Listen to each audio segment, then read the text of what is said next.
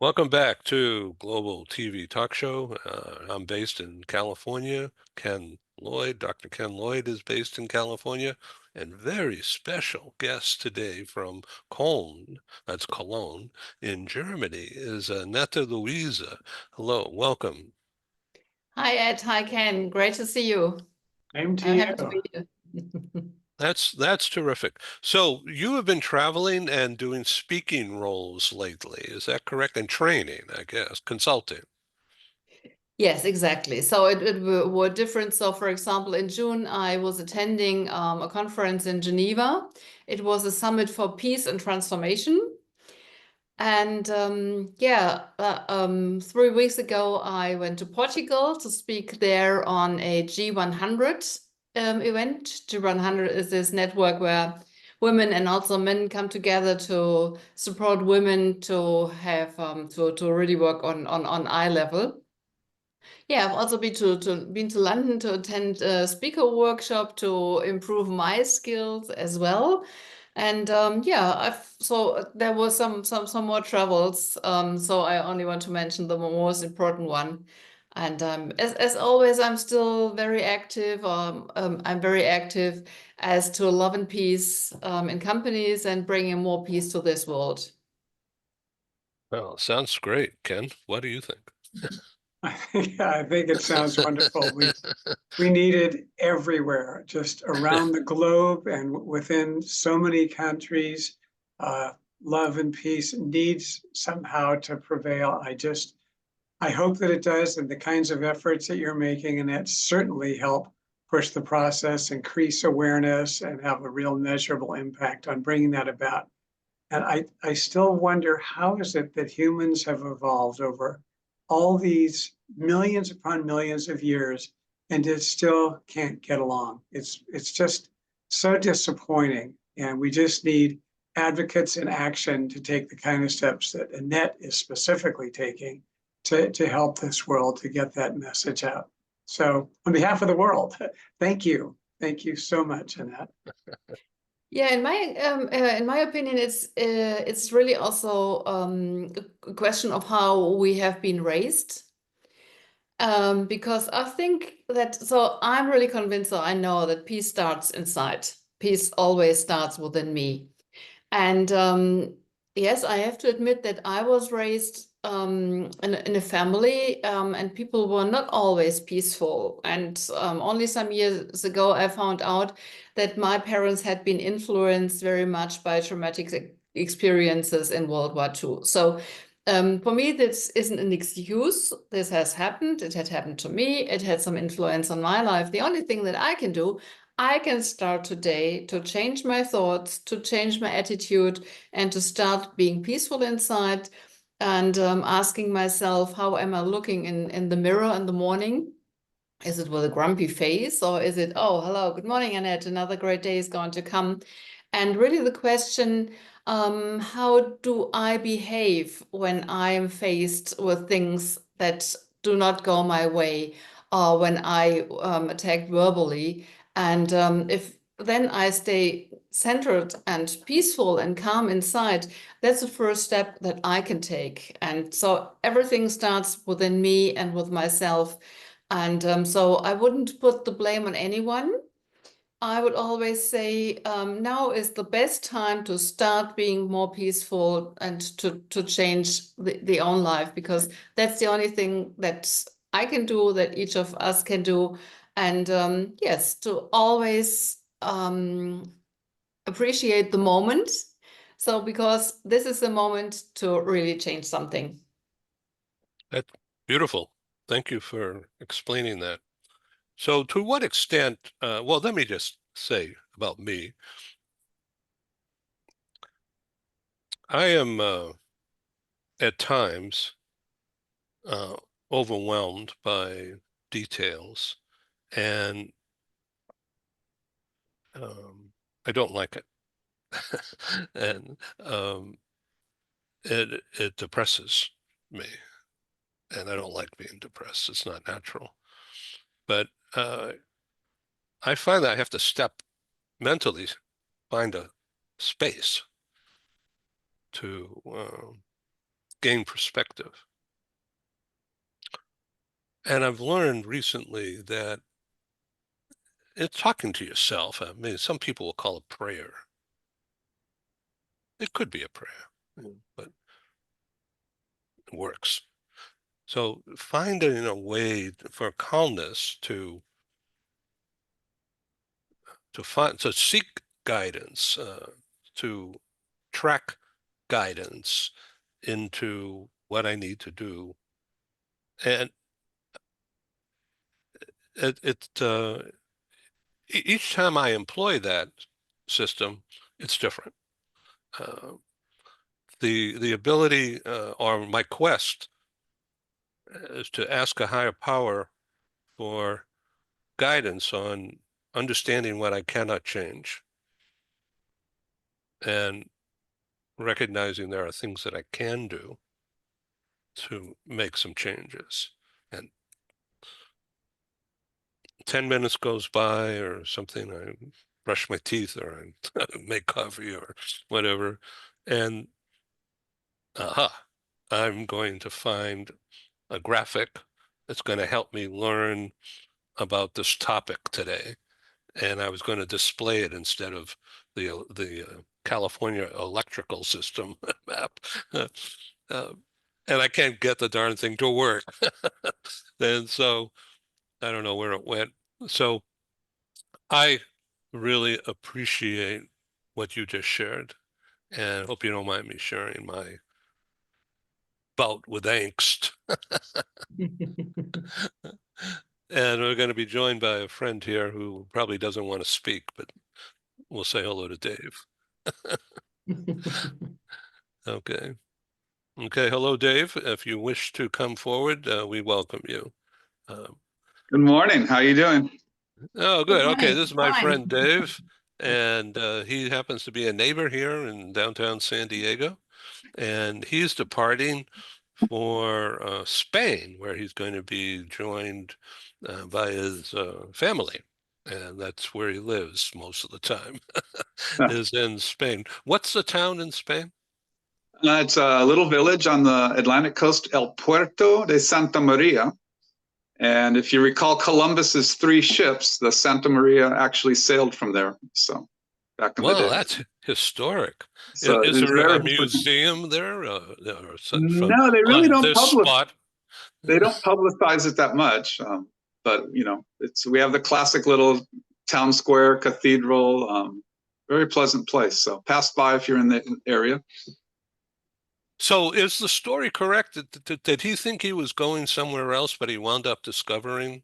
Correct. He was looking for actually India, the continent of India, for spices and silk and so forth. And I think he kind of went the wrong way, but I think in the end discovered much more wealth at the time. So That's for good or for bad, you know, on the historical context of what followed with inquisitions and so forth.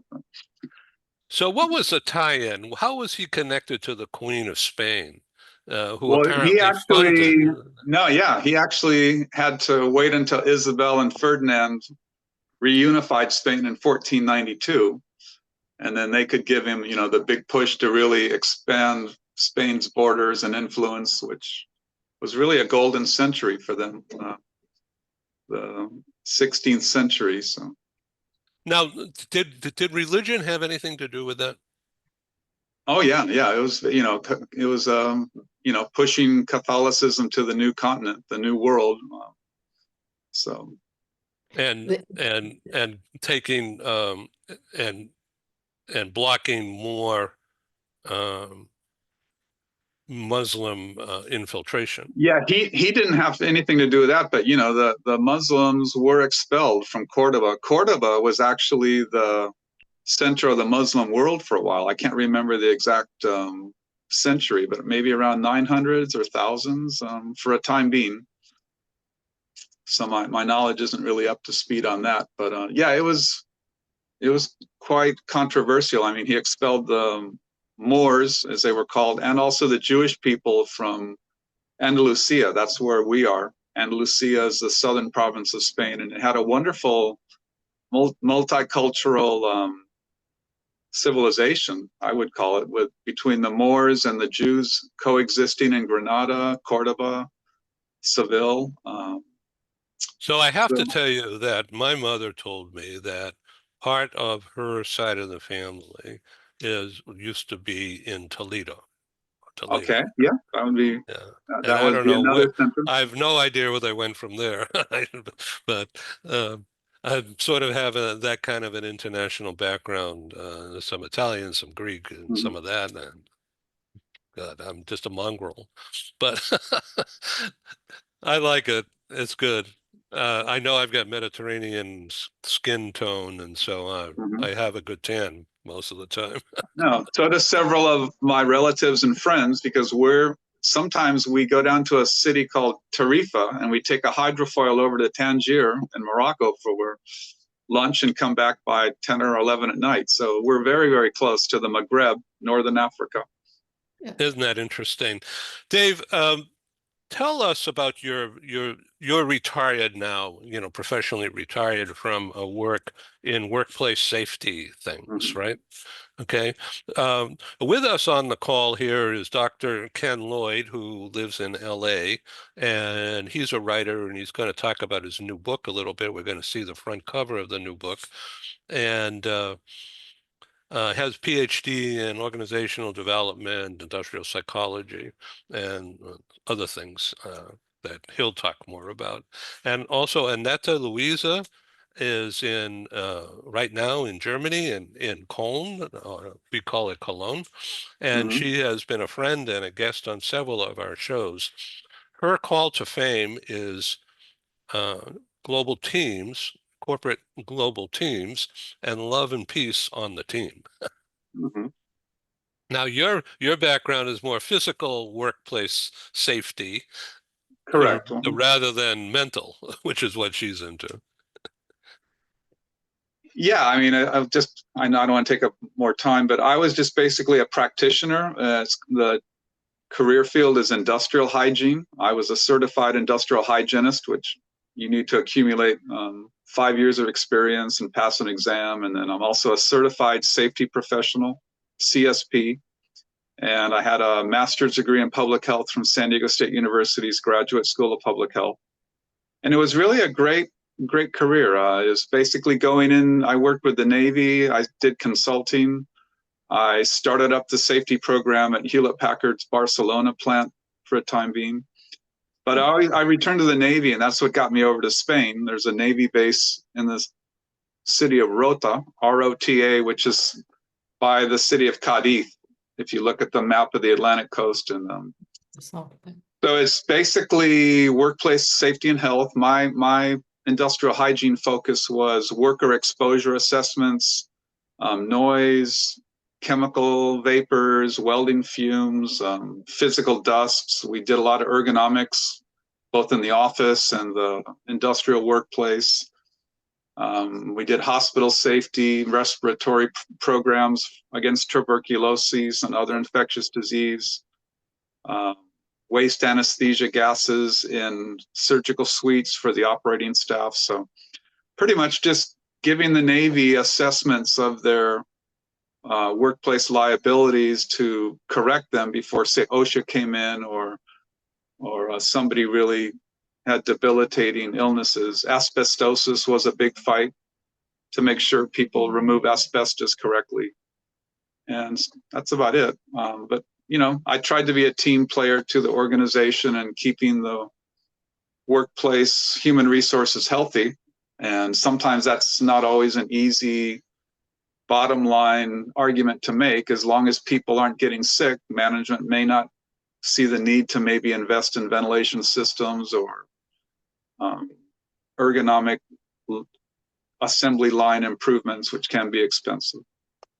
Ken, in your background with the 18 years in that company that you worked for and was a client, did you run into this kind of a problem or situation? Safety, well, of course, and it sounds like David really had quite a remarkable career, bringing safety to so many organizations and literally saving lives and keeping people healthier.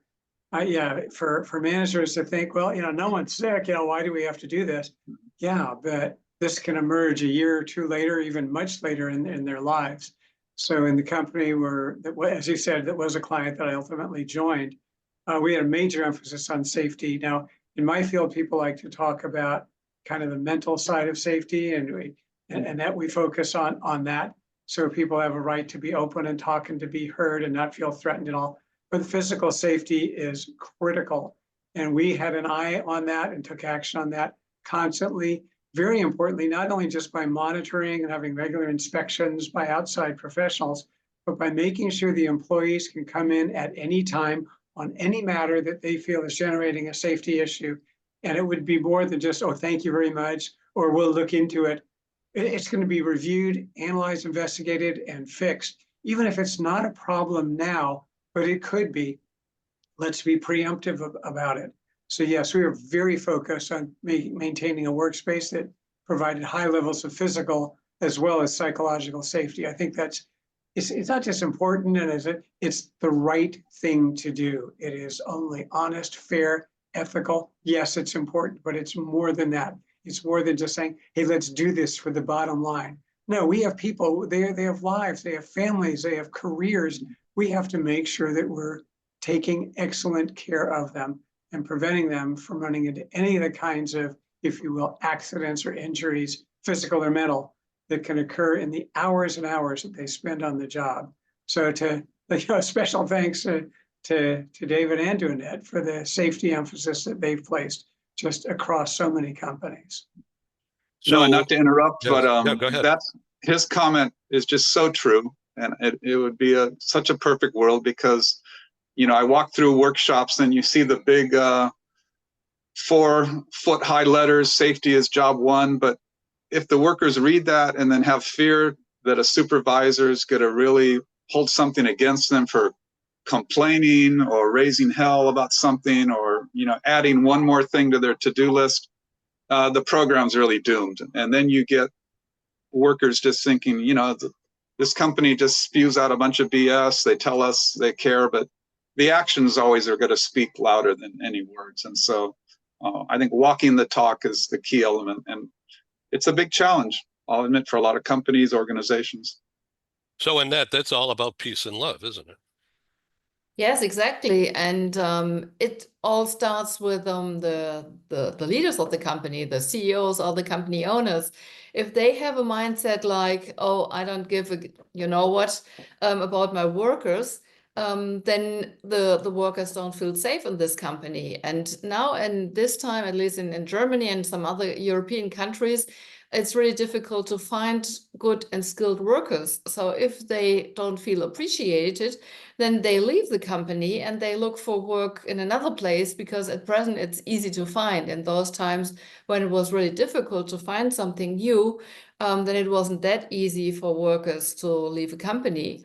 And my experience is really the same because when I work in companies, very often they also in near the bureaus, the offices, they also have these kind of signs.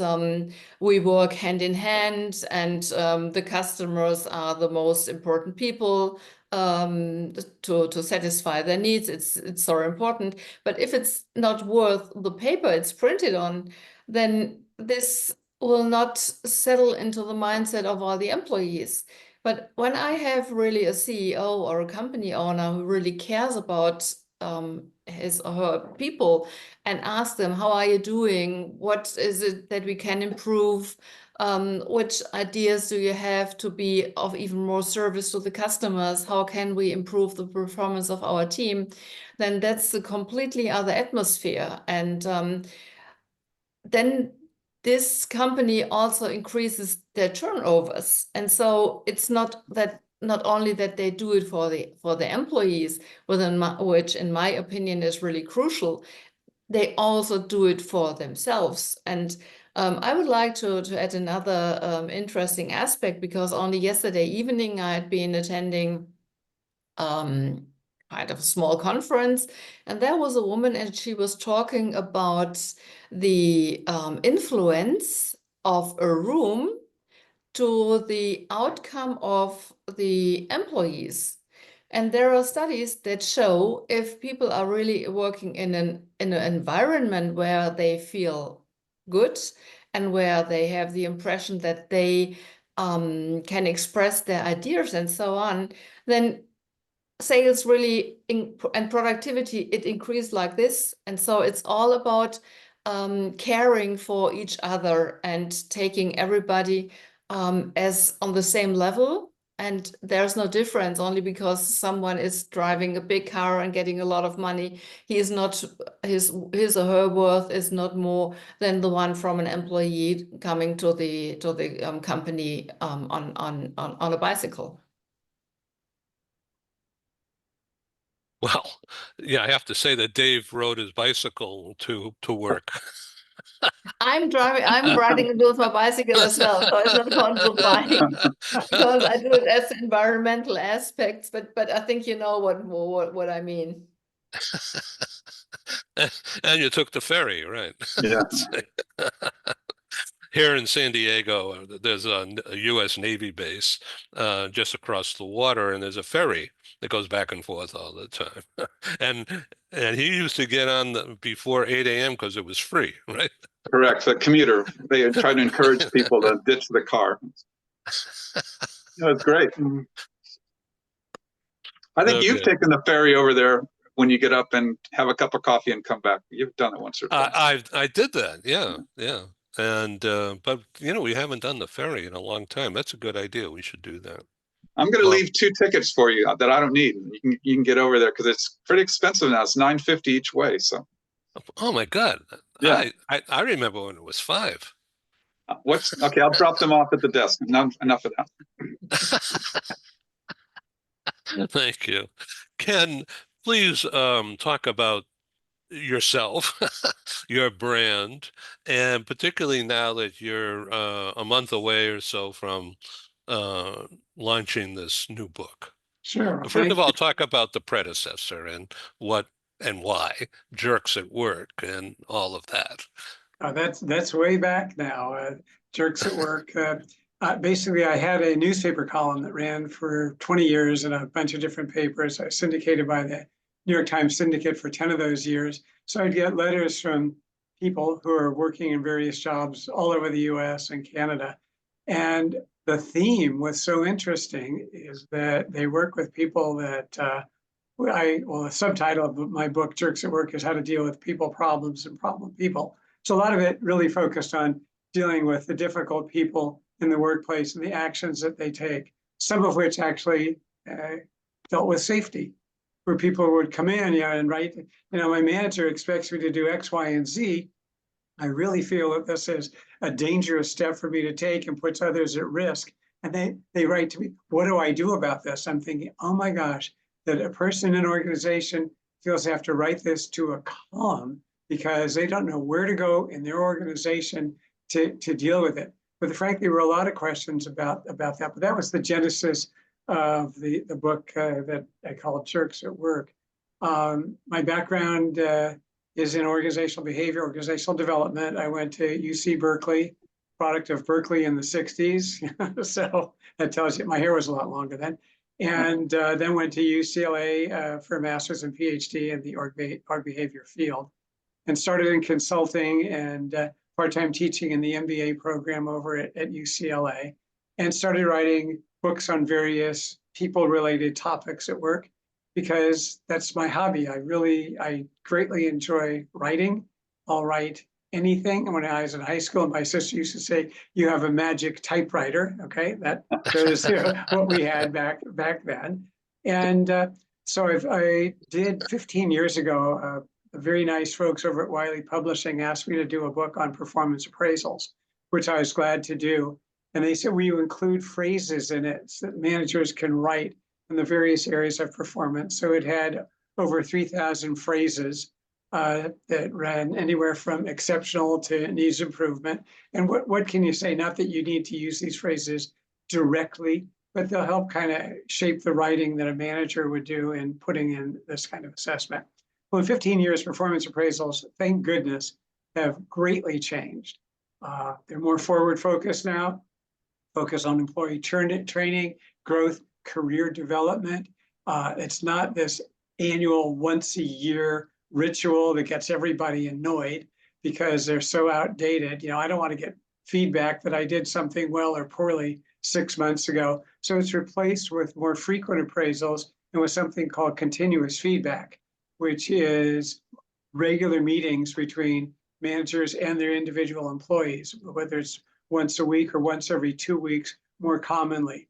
And it's not saying, here's what you did, here's what you need to do, but these are open two-way discussions, two-way communication, a lot of coaching involved. And the idea is to help employees build, learn, grow, develop their careers. And if there is an area that needs improvement, it's working with them. It's not, aha, caught you doing something wrong. That's not it at all. But again, it's based on respect. It's based on trust, just a very different kind of approach. So I added the phrases. We're now up to 3,300 phrases. And I think my wife noticed that when you start writing that many phrases, you start to talk that way. Well, how was dinner tonight? Dinner was excellent, served the purpose well. No, stop. How was dinner? Okay, hold on. Let me talk like a human now. But it was a fun book to write. It's coming out on December 17th. And it's performance appraisals and phrases for dummies.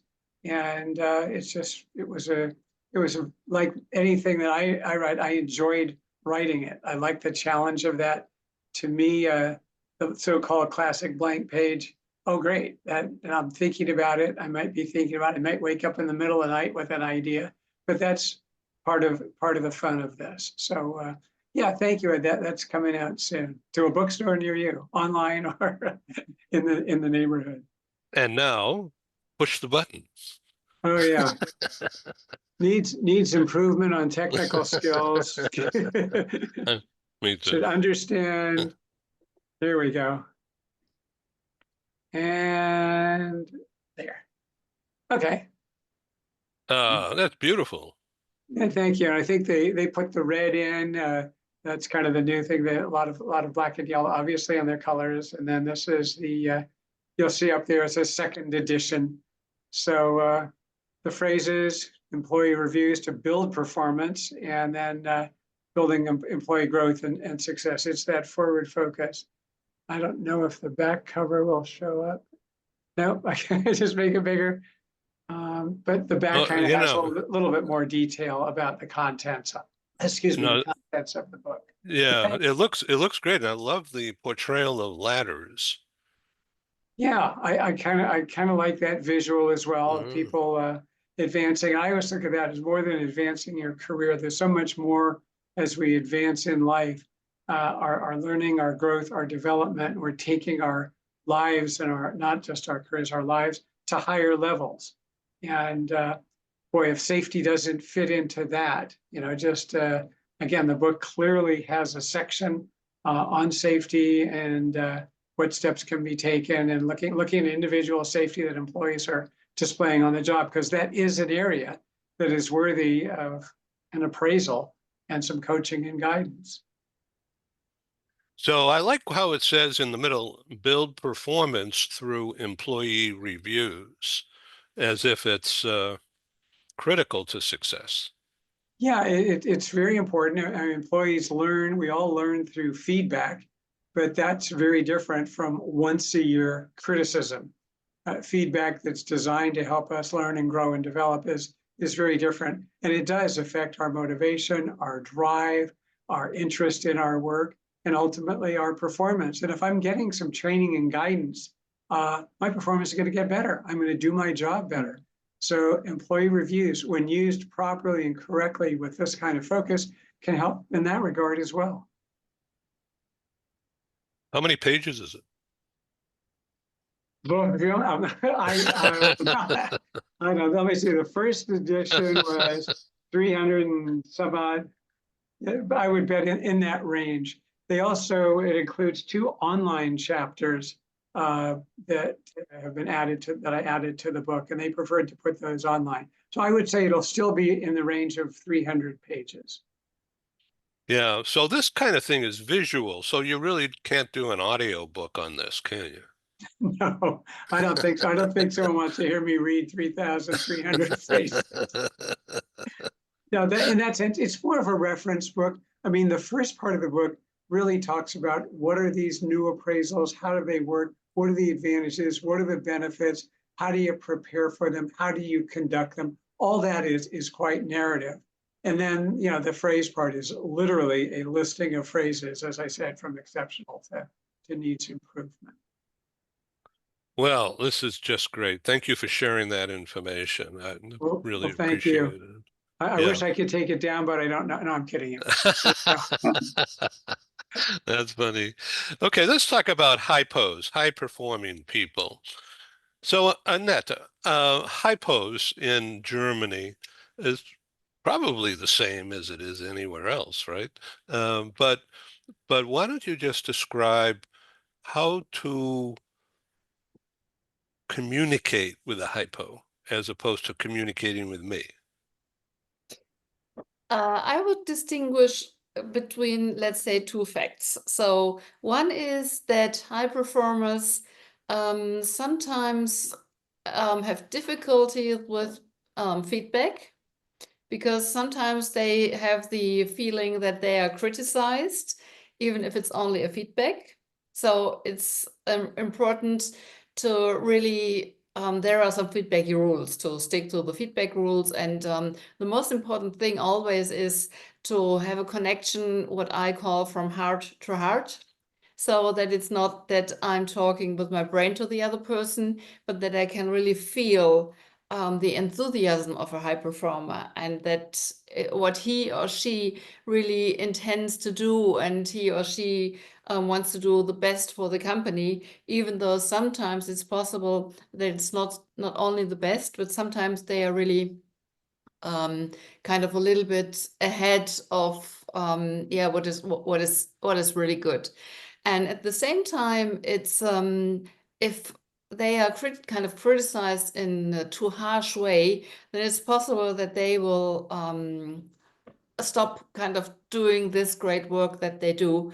So yeah, it's really important to also give them appreciation and acknowledgement every time that they have achieved something. And it's also very important when a leader approaches them, for example, with a new task, to also make clear in which direction this task should go, in if this direction is intended. If not, then a high performer can be a very good person if the leader just says, oh, we need a new idea, you have all the freedom that you want to have, then this can be amazing. But sometimes it's really kind of too great, like kind of going to the moon when they should only go from the United States to Europe, for example.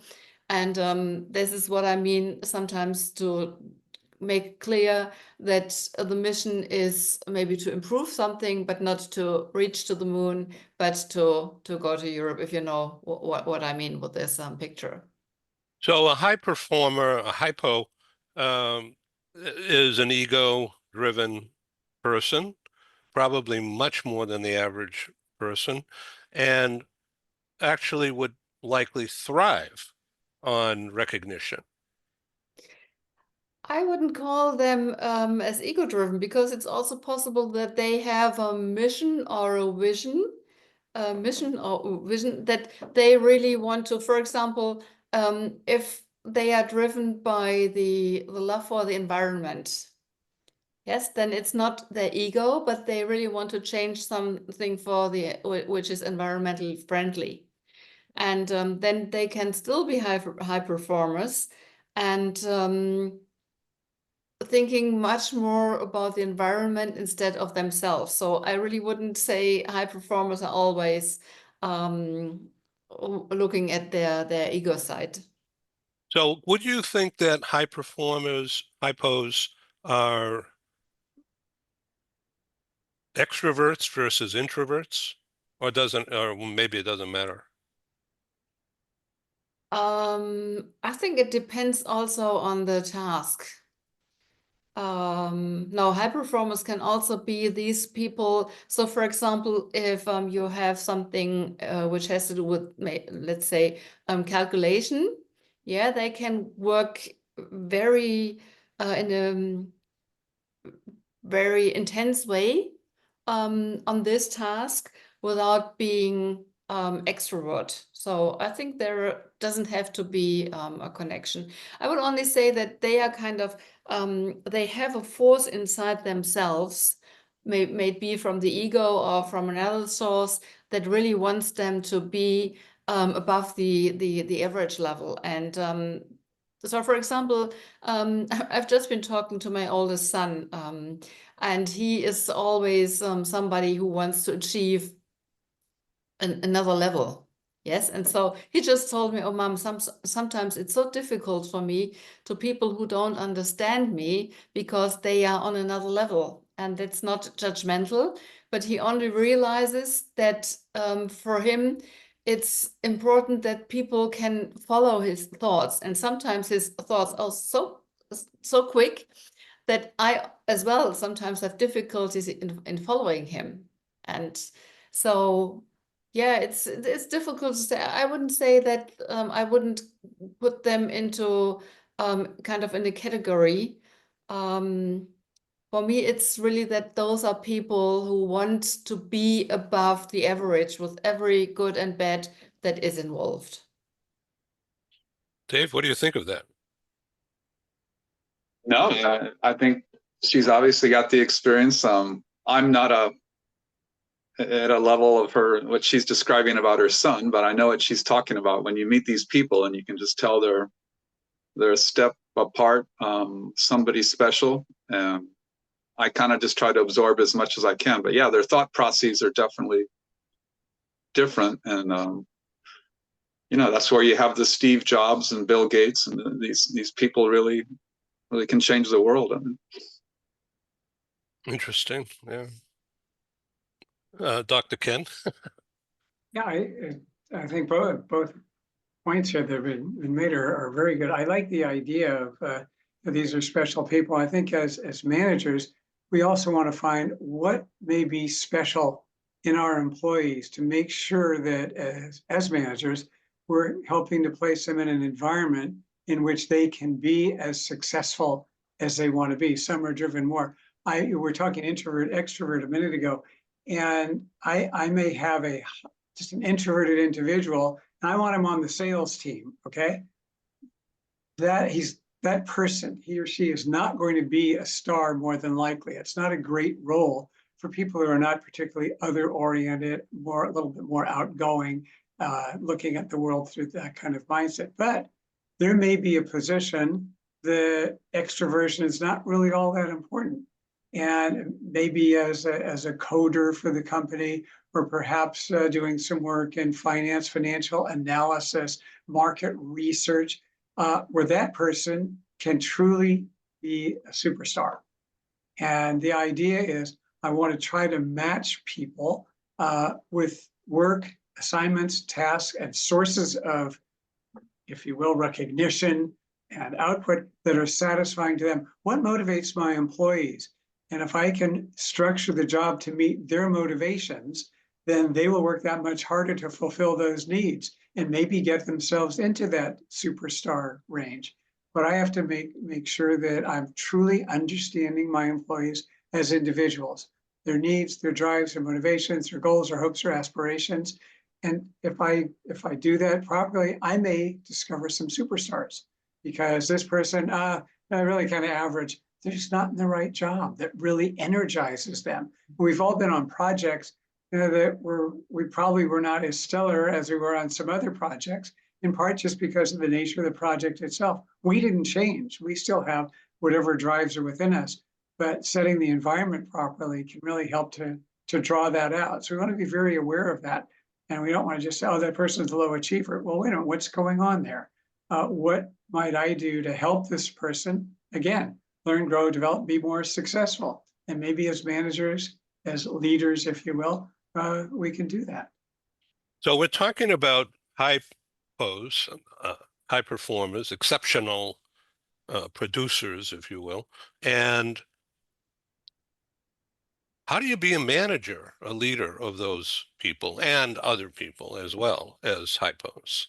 And is it possible for one person to be mentally ambidextrous to some extent, Annette, to know what to do with HiPo's over here and not HiPo's over there. And is it possible to have a mix of those people, or do we keep them separate, Annette? It's not only possible, in my opinion, that's really what counts. So I love the comparison with sports teams. So if you have in a sports teams only players that are average, how successful will the sports team be? And how successful will a sports team be if you have just one person being above average, and this person cannot kind of communicate with the other members of the teams? And in my opinion, this already gives the answer, because the work that a team coach or in sports or in a company as well has to do is to really integrate everyone on the team. And I'm just taking a sports team. Sometimes people who are above average, they learned they earn twice or three times as much as the other players. And then to really create an atmosphere that the other team players know that they are as important as the people, the person above average. And this is really a task where a manager has to appreciate each and everyone as he or she is for his or her qualities. Because how will the, let's say that the, in the sports team, the person who is above average is the one who makes all the goals, or in basketball, the baskets. So he can't win the game if he doesn't have teammates who pass him the balls. And so this is really what it's about in companies as well, that also high performance in companies, they need support from others. And for example, maybe they need some team members who will develop what they had been thinking, or which great ideas that they have. Because very often, if these great ideas are not put into practice, then they will kind of vanish in the air, and then all the work didn't make any sense. And this is really important for the manager to really do some team building with all the team members to explain each and every person their position, and make clear that every person, every position is as valuable as the other one. You've just painted a Van Gogh. I mean, this is so descriptive of exactly what the situation is. I congratulate you. Thank you for Thank you. educating the audience out there, not just me. No, Ken, I'm out of words. Yeah, the nice thing, in addition to having these high performing individuals, is two things. One is that they serve as a role model. And for the other members of the team, this high performing individual is doing things that help improve performance, individual performance. And others go, look how much this person's practicing. Look how carefully this person is listening. Look how this person takes feedback and actually works with it. In other words, maybe I can learn from some of that. So part of a learning process is through modeling, and having these individuals on the team with, as you said, possibly average players can help bring them, move them up a notch. Is it going to turn them into high performing individuals? Maybe, maybe not. Can it improve their performance when they see what these high performers do, and they're not just doing out of just randomly, but there are real concerted steps that they're taking to maintain that high performance. It can be contagious, and it can really help us. I also like Annette's use of the sports analogy, because managers today really should think of themselves as coaches, and we're in a coaching role. And coaches is very different from just being a manager, plan, organize, staff, control, direct management. Coaching is building your team, building their skills, and setting the stage not only for your high performers to continue at that level, but for others to build their performance as well. So I think the team analogy really ties in. Yeah, and this aspect, I really would add that I have been mentioned, I have called them managers as well. I really prefer the word leader because this describes it much more. And for me, the difference between a leader and a manager is that a manager, he's managing tasks. So he's not looking about the people, he's more taking care of everything that has to be done. Whereas a leader is somebody that really cares about his people and cares about the well-being of the people, about the task as well. But he knows that when he puts people first and not tasks, then his employees will perform in a much better or higher way than if he only looks on tasks and results. And in the long run, this team will not perform as good as a team where the manager really takes care of his employees in a very personal and appreciative way. Thank you for being on this program, all of you. This has really been informative, and I think the audience will just love this and share it and replay it. So it makes my job easier. Thank you for playing, Dave. No, thanks for letting me in. It's a nice way to start the day. So thanks, everybody.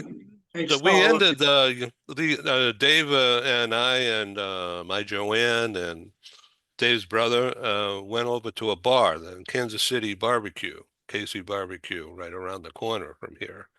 And it was where Tom Cruise originally filmed some scenes, and then they built a Hollywood set to do more things with it. And we had Red Trolley beer and onion rings. Fried pickles, don't forget those. Oh yeah, very, right, very right. American. Right. So bon voyage to you, and let's stay in touch. And I welcome you to tune in from Spain.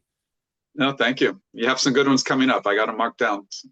Yeah, the really good one, especially the New York event.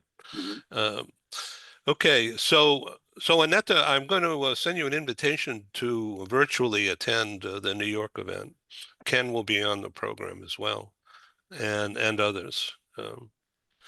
So I thank you, and I'll do some sketch editing on this thing and get it back to you later in my day today. It's now 9 o'clock, no, 10 o'clock, and so almost 10. And it's time for another cup of coffee for me. Ciao. Thank you very much Thanks to for all of being you. here, and have a nice day wherever you are. Thank you. All of Bye. you. Be well. Okay, thank Thanks you. again. Thank you. Bye. Bye-bye.